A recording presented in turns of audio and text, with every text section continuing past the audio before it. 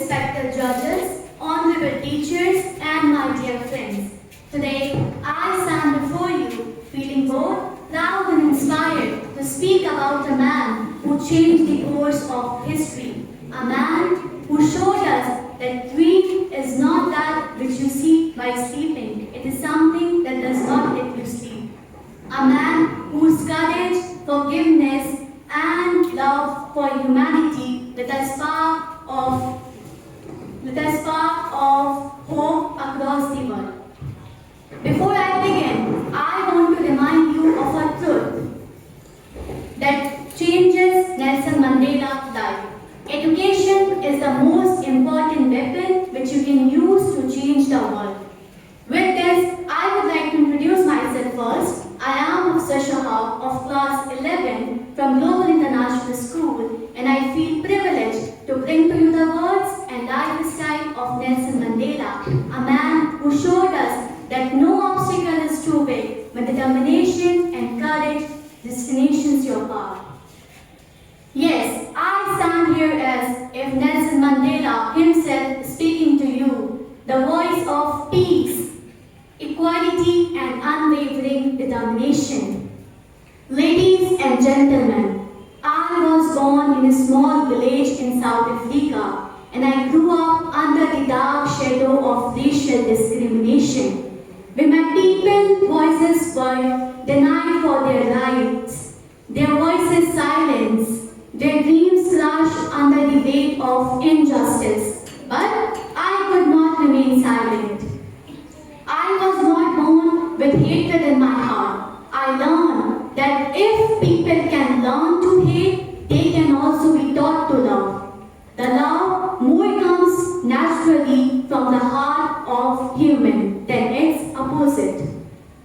During my lifetime, I have dedicated myself to the struggle of the African people.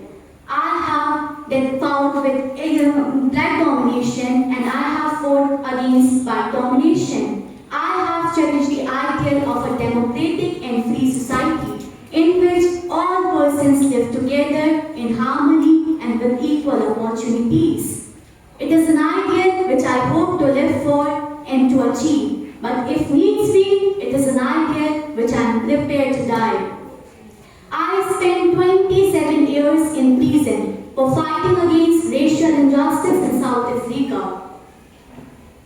Separated from my family, my people, and my freedom. But even in those long years, I never gave up hope. Each day, I reminded myself that the courage is not the absence of fear, but the triumph over it.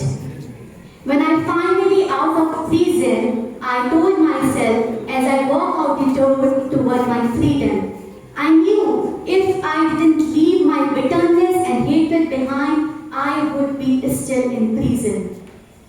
My friends, I learned that true freedom is not just to remove the chains of oppression, but to live in a way that respects and enhances the freedom of others.